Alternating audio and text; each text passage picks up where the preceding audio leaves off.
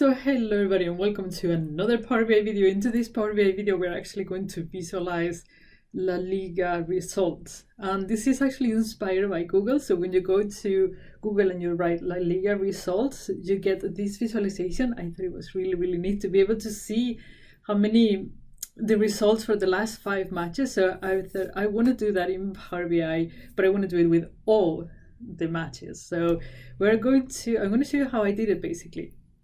So if you're interested, let's get started.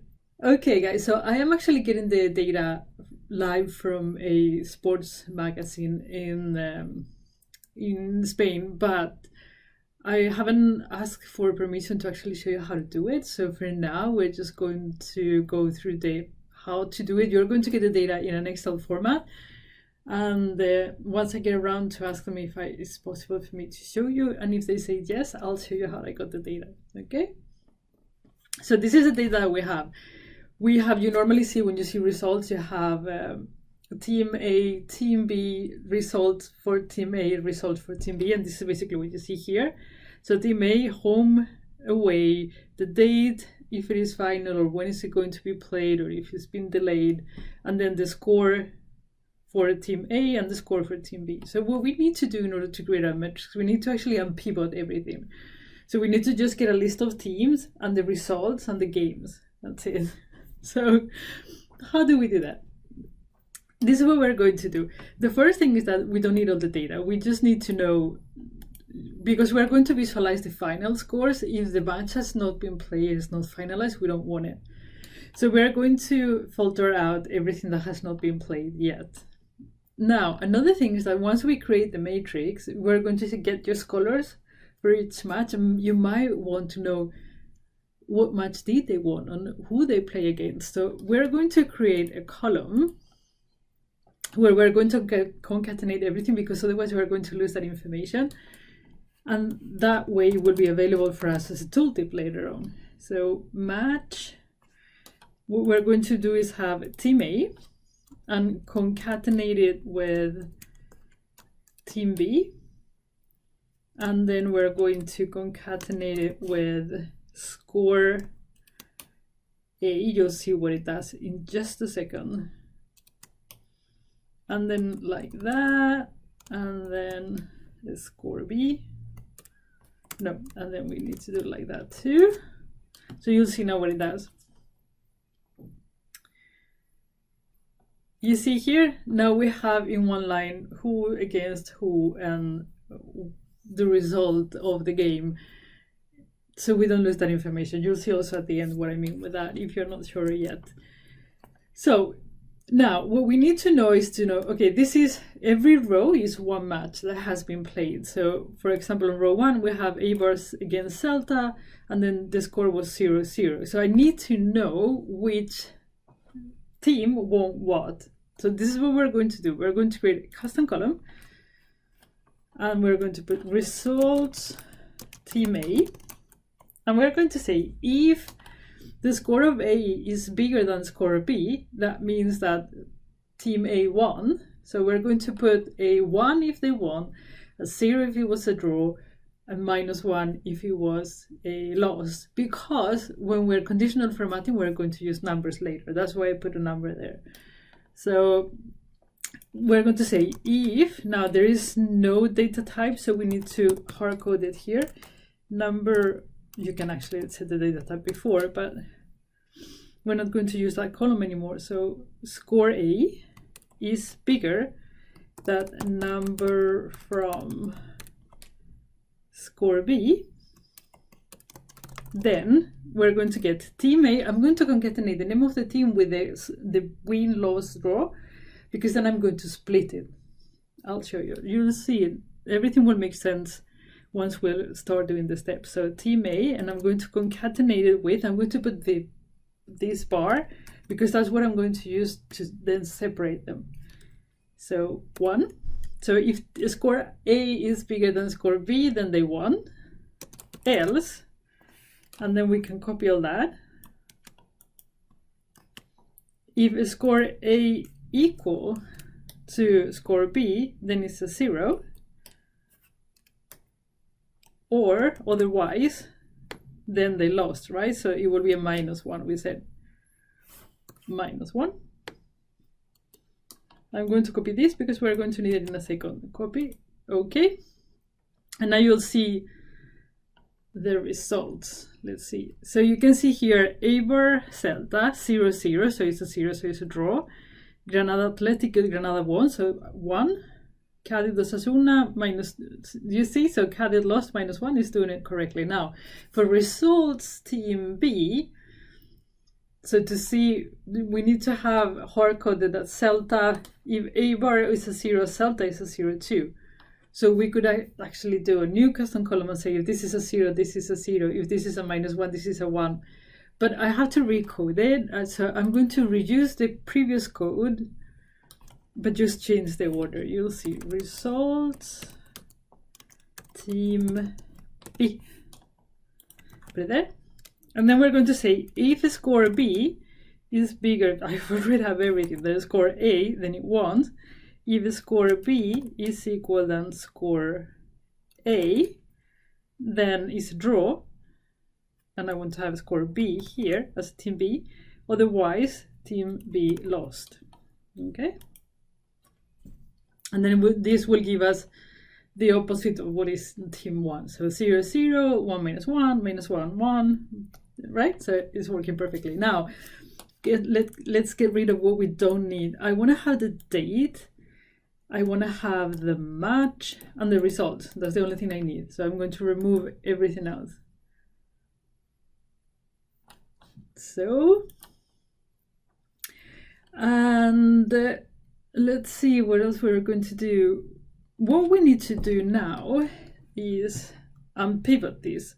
So I'm going to get the date and match. And I'm going to put this, so I just want to have 2 columns, one with the team and the results, win, draw, or match, or lose. So for that, I'm going to unpivot all the columns. So, and then attribute I don't need. And then, no, wait. Let me change.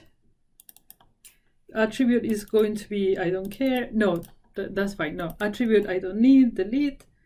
And now I'm going to split this. Do you remember that I used this bar? It is actually now to be able to split the team with the result. You could also use like number 2-digit format, but I prefer to see this because I see it. So custom left. So perfect. And you'll see now we have a team and we have the win, lose, draw. We're going to change the name in there, team. And we're going to change the name in there, which is the result. Okay. So now we start getting things in shape. The next thing that we need, if you remember, if you look at the matrix, this is match 1, match 2, match 3. We need to have that information too.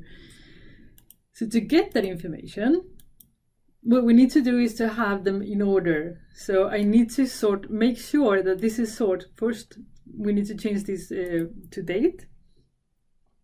And we're going to sort this date by, ascending, descending. I always forget. Let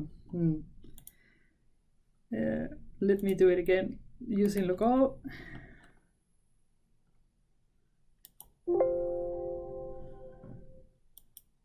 Come on, baby. And here we have a date.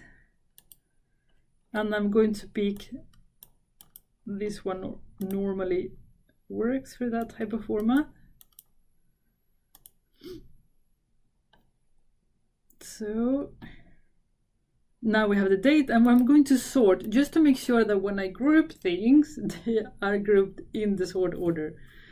So I get the match 1 is actually the first match they play. Match 2 is actually the second match they play. So what we need to do now is to group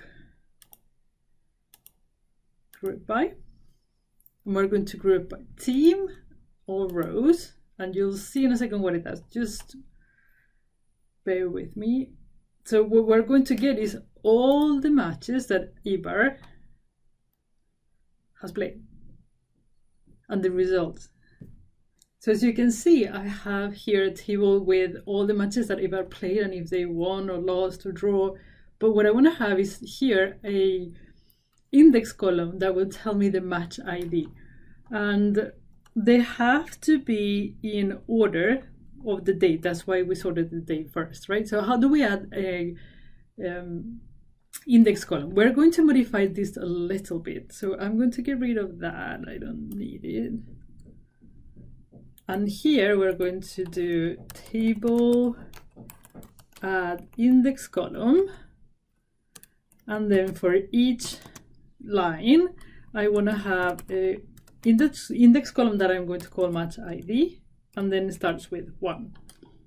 And that will add for each table a new column that is going to be our index column. And that is going to be how we identify the match ID for each round. You see it here? So now the only thing I need to do is expand, get rid of that, get rid of team, I don't want that. And then we will get the data in the shape that we want it. So it's just to make sure that these, I'm not going to use date. So we can put it as a date, doesn't matter. Date. This is text. Make sure you always set the data types in Power Query. Otherwise you're going to run into trouble sooner or later.